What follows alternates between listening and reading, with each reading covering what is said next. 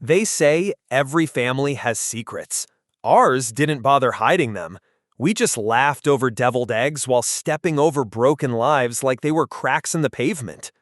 It was last weekend, family reunion, one of those annual performances where everyone brings a casserole and rehearsed smiles, where the air smells like baked regret and unresolved tension. I showed up out of habit, not affection. Told myself I was just there to make an appearance, play the role of successful single aunt, and leave before the moral police showed up with passive-aggressive grenades. That lasted 6 minutes. Still no kids? My cousin Patricia chirped before I even had my coat off. She was already 3 wine coolers deep and cradling her newest spawn like it was a Nobel Prize. "Must be nice to have all that free time," she added. "What do you even do with yourself?" I smiled, the kind of smile that shows no teeth, just self-restraint. Whatever I want. She laughed, loud enough for the room to notice. The signal was sent. I was the target.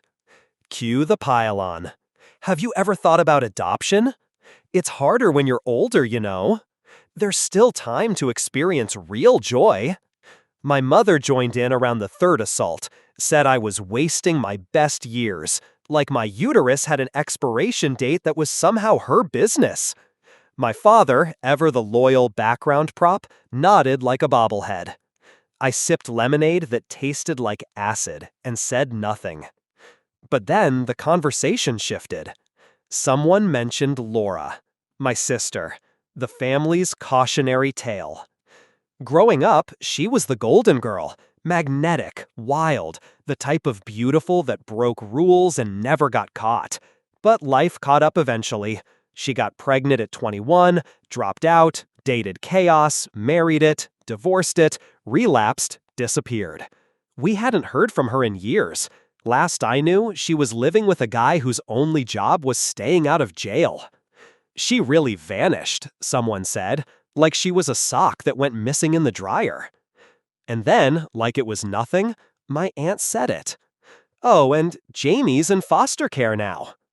I blinked. What? She didn't even look up from her plate. "Yeah, you know how Laura is. Poor kid. But what can you do?" What can you do? I looked around the room. Silence, shrugs. Someone changed the subject to potato salad. I sat there frozen, surrounded by blood relatives who had just collectively agreed that a 10-year-old child didn't matter. Jamie. My nephew. My flesh and blood. I had never met him, didn't even know his birthday, but I knew he was out there, somewhere, abandoned by a mother who couldn't stay clean and forgotten by a family that treated trauma like an awkward stain on the rug. "What happened?" I asked. "Drugs, men, same as always," my aunt said. I wanted to scream. Instead, I left. I didn't even finish my drink, drove home with white knuckles and a mind on fire. When I got there, I started searching. Google, Facebook, foster care directories. It was like looking for a ghost with my last name. Eventually, I found something. A placement record. Jamie had been in the system for 3 years. 3. In and out of homes. Behavioral concerns, emotional dysregulation, attachment issues. In other words, traumatized. In other words, disposable. I stared at the screen like it owed me answers. Then I picked up the phone. Child Services. The woman on the other end sounded tired, like she had seen too many cases like Jamie's. When I said I was his aunt, she hesitated, asked questions, didn't get her hopes up. I told her I wasn't calling to play savior. I just wanted to see him, know him, maybe remind him that someone gave a damn. She said he didn't trust people, that he'd been through things no child should experience, that visits from strangers often made things worse. "But I'm not a stranger," I said. "You kind of are," she replied, "but maybe not forever. Let's start with a supervised visit." I hung up, hands trembling, heart in my throat. I thought about the reunion, the baby pictures, The fake smiles, the cold moral superiority of people who thought they knew what family meant, who praised motherhood like a sacred calling while ignoring the child who needed them most. I wasn't calling to prove them wrong. This wasn't about redemption or ego or family honor. This was about Jamie, a 10-year-old boy tossed aside by his mother, ignored by his grandparents, forgotten by aunts and uncles who'd rather judge my lifestyle than look in the mirror. If no one else would show up for him, I would. Even if I was a stranger, even if I wasn't ready, even if I had to burn every bridge behind me to get to him. Because some things are more important than being liked. Some things are more important than being safe. And Jamie was one of those things. You ever walk into a room and feel like you don't belong there? That's what it felt like when I first saw Jamie. The foster care center smelled like rubber gloves and government coffee. Everything was slightly too bright, like they were trying too hard to pretend it wasn't a holding cell for broken childhoods. The walls had those cheap motivational posters with crayon fonts. Every child is a star, and kindness begins with you. I wanted to tear them down. The social worker led me into a small room. Plastic chairs, mismatched furniture, peeling paint that had given up trying to be cheerful. She gave me that look, the one that says, "Don't expect a Disney moment." Then Jamie walked in. He didn't look up, just shuffled in like a ghost of a kid, arms crossed, shoulders hunched, like he expected to be hit by words or worse. His hair was shaggy, clothes too big. There were scabs on his knuckles, and his sneakers had names scribbled on the soles, like someone else had owned them first. Probably had. He sat down at the table, picked up a broken crayon, and started drawing on scrap paper. Didn't speak, didn't ask who I was, just existed. "This is your aunt," the social worker said, gently, like she was introducing a stranger at a funeral. No reaction. I sat across from him, said hi. Nothing. Asked how he was doing. Still nothing. Tried to compliment his drawing. It was a red scribble that looked like anger made visible. "That's cool," I said. He grunted. It went on like that for 47 minutes. Me trying. Him surviving. The social worker warned me this might happen. He doesn't trust adults, especially the ones who come in and leave. I wanted to tell her I wasn't going anywhere, but I didn't even believe it yet. I was still trying to convince myself I had the right to be there. But then, just before the session ended, something shifted. I made some dumb joke. I can't even remember what it was. Probably about the vending machine being a trap or how the apple juice tasted like floor cleaner. But Jamie snorted. Just barely. He didn't look up. But he snorted. And that was the first real sound I heard from him. It hit me like a slap. I kept the rest of the session light. No pressure, no probing.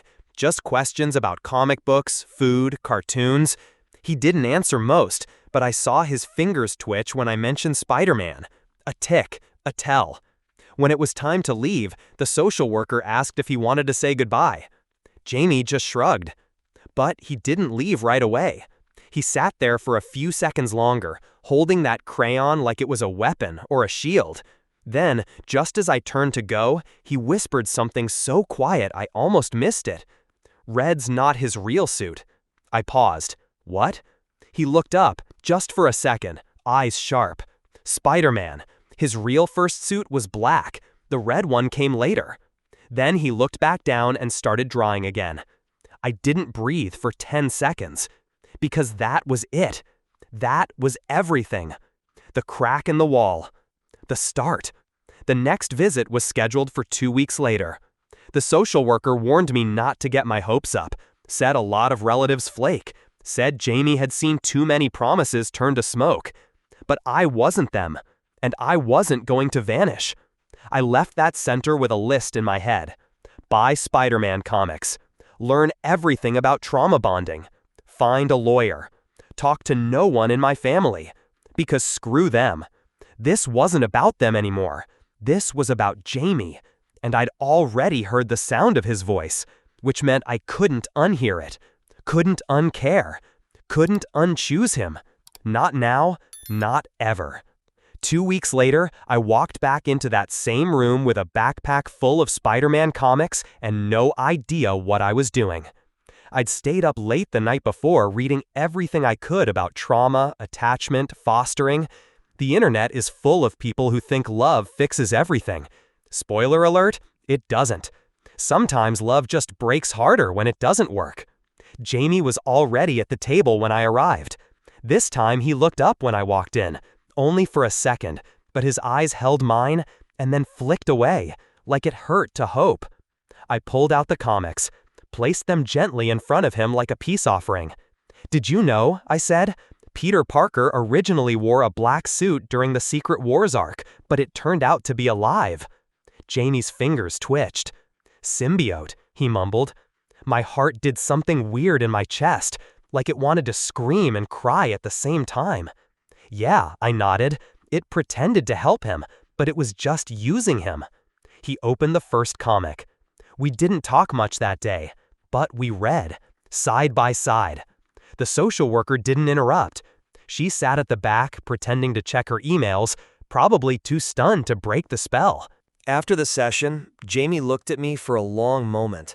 Then he asked, "Are you gonna leave too?" I couldn't answer right away. Not because I didn't know, but because I realized what he was really asking. He wasn't just asking about me. He was asking about everyone.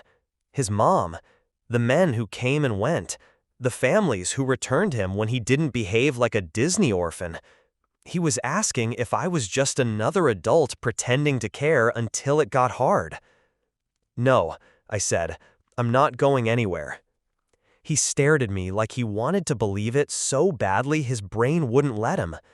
Then he nodded. One time. Tiny, barely noticeable, but it was everything. That night, I drove home in silence. No music, no podcasts, just my own thoughts screaming over each other. Because here's the thing no one tells you. You don't get to save someone without changing yourself. Jamie wasn't a project. He wasn't a second chance. He wasn't here to fill some emotional void in me left by my family's rejection. He was a person, and he needed more than affection. He needed a goddamn army. The next morning, I called the social worker and asked what I needed to do to become a kinship foster placement. She was hesitant. "Look, it's a lot. Paperwork, background checks, home studies, you'll need parenting classes, therapy, you'll have to fight the state, and possibly your family." "I know," I said. "You don't," she replied gently. "But if you're serious, we'll start." I was serious, and terrified, and completely unprepared. But I wasn't backing out, because Jamie had finally asked a question, and I'd finally answered. And that meant something now. It had to. Getting licensed to foster is like trying to run a marathon in molasses, blindfolded, while people whisper that you're not meant to win. I filled out more paperwork in 2 weeks than I had in the last decade. Fingerprints, background checks, home inspections, financial audits, medical exams, psychological evaluations, parenting classes where I sat in plastic chairs next to married couples with Pinterest binders and pastel cardigans, pretending like we were all there for the same reason. We weren't. They wanted babies. I wanted Jamie. The system didn't make it easy. And my family? They made it hell. It started with a phone call from my mother. "I heard what you're doing," she said. No hello, just judgment wrapped in static. "Okay," I replied. "You can't be serious." "I am." A pause, then the attack. "You don't have kids. You've never raised anyone. Why should you get him?" I almost laughed. Because she raised someone? Laura was a ghost. My parents had let her fade without a fight. And now they were mad that I was trying to pull one piece of her back into the light? "Because I care," I said. She hung up. 2 days later, I got a call from the social worker. "We've had some resistance." "From who?" "Your mother filed a formal objection. Said you're emotionally unstable and anti-family." I stared at the wall for a full minute. "Are you kidding me?" I finally asked. The social worker sounded tired. "No, and she's not the only one." Turns out, Patricia and her gang of Y moms had opinions too. They wrote letters, called offices, claimed I wasn't maternal enough, said I worked too much, traveled too often, that Jamie needed structure and traditional values. What they meant was, she makes us uncomfortable. What they meant was, we don't want to be reminded that we failed him. What they meant was, we'd rather erase him than admit he exists. So I fought harder. I met with lawyers, talked to therapists, begged overworked social workers to put in one more call, one more form, one more chance. And through it all, I kept visiting Jamie. Every week. Every damn week. We read more comics, drew on the walls of our own little bubble. He started talking more, told me about a dream he had once where he had a pet lizard named Laserface who could shoot fire from his tail and lived in a backpack. "Laserface sounds badass," I said. Jamie grinned. "You'd like him. He only bites bad guys." Then one day he asked, "Are you my new mom now?" And I panicked. Because I wasn't. Not yet. Maybe not ever. "Not yet," I said, "but maybe, someday." He nodded slowly, then added, "I think Laserface would like you." I held on to that like a lifeline. Because outside that room, people were trying to bury us. But inside it, we were building something. Something dangerous. Something radical. Something real. Love. The courtroom was colder than I expected. Gray carpet, plastic chairs, a judge with tired eyes, and a stack of cases so high it looked like paper could crush a soul. Jamie sat beside me in his too big blazer, feet swinging off the floor. He had Laserface drawn in blue marker on the inside of his wrist, said it made him brave. I wore the same suit I used to wear for business meetings in Singapore. It didn't fit anymore. Not physically, not symbolically. That version of me was gone. This wasn't a boardroom. This was war. The final custody hearing. The state versus the void. My lawyer whispered, "Don't react, no matter what." I nodded, already numb. The social worker testified first, described Jamie's progress since we began visits, improved communication, decreased outbursts, significant emotional stabilization. Then came my mother. Hair perfect. Voice trembling with just enough performative regret. "She's not ready," she told the court. "She doesn't understand what raising a child means. She's doing this out of guilt, not love." "And you?" the judge asked. My mother blinked. "Excuse me?" "You're his biological grandmother. Why didn't you come forward?" A pause. "We didn't know how bad things were." Lie. The court asked for documentation. I had it. Emails, letters, screenshots, all the ways my family had ignored Jamie. The judge read them slowly, like tasting poison. Then I spoke. No notes, no script, just the truth. "I didn't come here to prove I'm the perfect mother," I said. "I'm not. I didn't know him until recently, but I do now, and I'm not going to vanish. Not when it gets hard, not when he bites, not when he screams, not when he tells me he hates me. Because I'm already here, and I'm not leaving." Jamie reached for my hand. That's when it happened. Laura walked in, late, thin, hollow-eyed, a ghost made of guilt. Everyone turned. The room shifted. "Your Honor," she said, "I need to say something." My lawyer leaned in. This could ruin everything. Laura stood in front of the court, stared at Jamie. He stared back. "Don't," I whispered. She did. "I want custody," she said. Everything dropped out of me. The judge asked if she had legal standing. She said she'd been clean for 47 days, living in a shelter, attending meetings, trying. "I know I failed," she said, But I'm his mother. The judge asked Jamie if he wanted to speak. Silence. Then Jamie stood up, walked to the front, turned to the court, and said, "She's my mom now," pointed at me. "I don't care who had me first." Gasps. My mother stood up. Laura sat down. The judge called recess. Outside, Laura found me in the hallway. "You stole him," she said. "You always wanted to be the good daughter." I stared her down. "You left him," I said, "and you're lucky he still says your name without flinching." She looked away, then back. "If you take him, you take all of it. The trauma, the night screams, the therapy bills, the rage. You take the monsters I made." I nodded.